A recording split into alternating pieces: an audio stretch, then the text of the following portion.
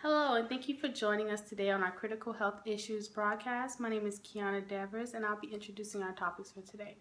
First, we will have an overview of the 9 positions of the American College of Physicians. Following that will be a segment of the effects of the ACA disparities. And in closing, we will be discussing access, cost, and quality of care. Now let's begin.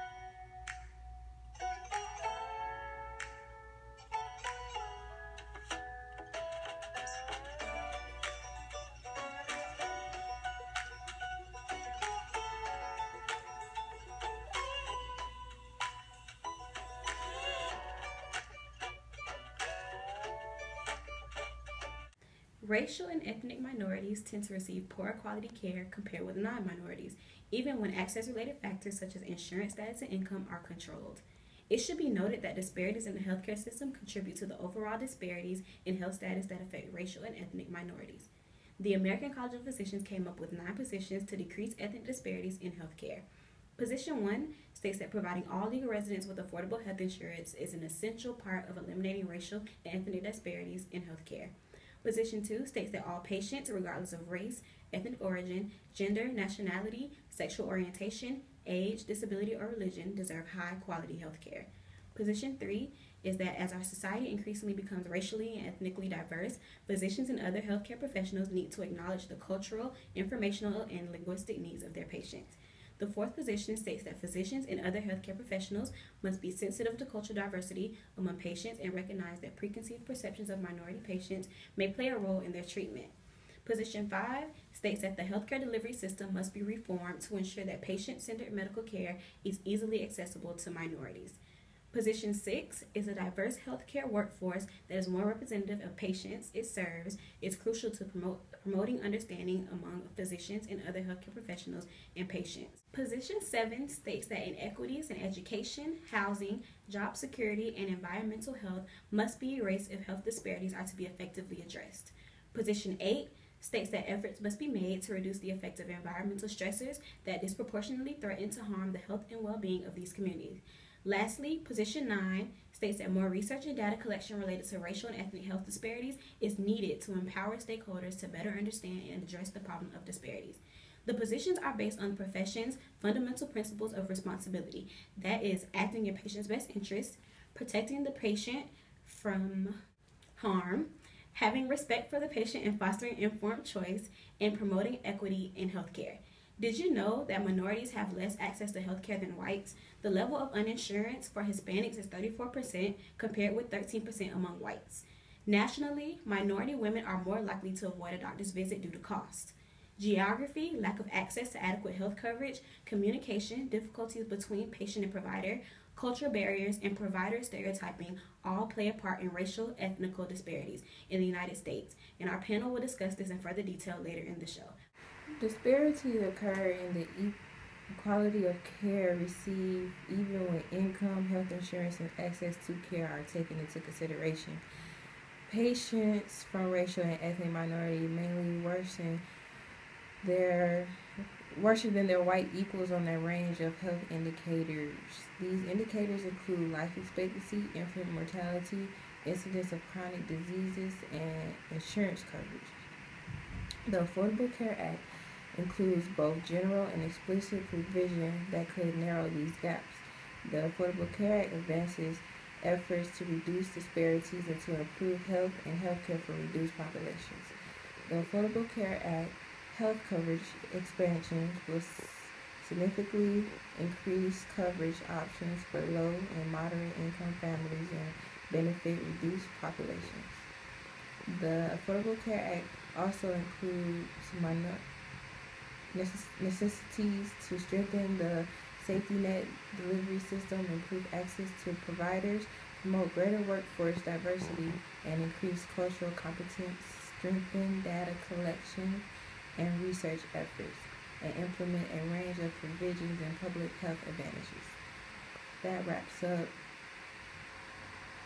Hi, we're here today to talk about access, costs, and quality in HIV/AIDS, and it has been reported that Florida sits at a rate of 27.8%, and Leon County is at 32.9%. Why do you think the rate is so high in Leon County? Mainly because of homelessness, and plus it's a college town. It's a lot of students out there that possibly can be careless or even lack access to the right benefits to protect them from getting any of those diseases. That's true, but I think more so you're right, lack of care. And sometimes students don't have that access to the education. Sex education is very important, and sometimes parents don't allow their child to get that education, at least from schooling, and then don't want to discuss it at home. So when they are gone off home, leave home and go off to college, they don't have that mindset to know, okay, I need condoms or birth control. They just be free and do as far as, do whatever they want, and, not aware that it's a lot of diseases out there from, being sexually active. Right, and I totally agree with that. But I feel, if, they did have more access to those benefits, of course the rate would be lower than what it is. Now we have a video to give a brief introduction to HIV awareness. I'm Sasha. I'm Josh. I'm Sandra. I'm Matt. I'm Maria. I'm Aaron. I'm Desiree. I'm Pedro. I'm Marcos. I'm Victor. I'm getting an HIV test because I didn't use a condom. Because I'm getting into a new relationship and I want both of us to be safe. Because I shared needles back in my party days. Because my husband had an affair and I just need to be sure. Because I've had an STD and I'm more at risk of contracting the HIV virus. Because now that there's a rapid oral swab test, I can no longer use my fear of needles as an excuse not to get tested. Because it only takes 20 minutes and I can finally stop worrying. And it's free. Because I want to have kids and I need to know how to protect my baby. Because I care about him. Because I care about him. Because I've got my own personal reasons to question my HIV status. What's your reason for getting an HIV test? Go to erase. That is a good question. What is your reason for getting tested? Well, me personally, I like to stay up to date with my health status, and also I don't want to spread anything to anyone. What's your reason? My reason is I want to have a family, and I want to know my health status before, while going into thinking about having a family. I just need to know and be aware of what my health status is and what my partner's health status is. And that also ties into probably why students or a lot of people don't get tested, maybe because the fear of actually knowing that they may have something, and then along with the cost of possibly having it, getting treatment, or some people don't know that there's free testing, and they may think that it costs to go get tested when there's a lot of places that are actually free. So most likely treatment, and then if they don't have insurance, they don't have access to good quality of having certain doctors and not having to pay for full price for treatment. It has been found that the cost for treatment for HIV is up to $20,000 a year. Wow. Coming out of your pocket. And for someone that possibly have it and living in low poverty, a 4-person household is $24,000. So if you make less than $24,000, or at least you're at the borderline of being in poverty, and if you are infected by HIV/AIDS and living in a poverty household, that's $20,000, and that's borderline. So all your money gotta go to treatment, and that's probably you can't really do both. Nope. So it's either feed your family or pay for treatment, and that's probably, I think that's a reason why some people don't really focus on their health, especially living in poverty. They care more for their family than what their health status is, especially regarding HIV/AIDS.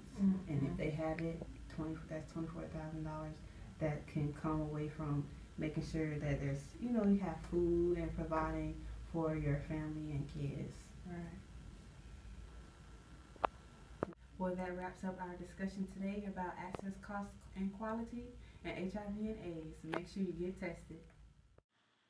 Now that you have heard from Brianna, Lauren, and Cicely about the access, cost, quality, and care, HIV awareness, as well as ACA disparities and the 9 positions of Physicians of America, what is your outlook on the critical health issues of America today?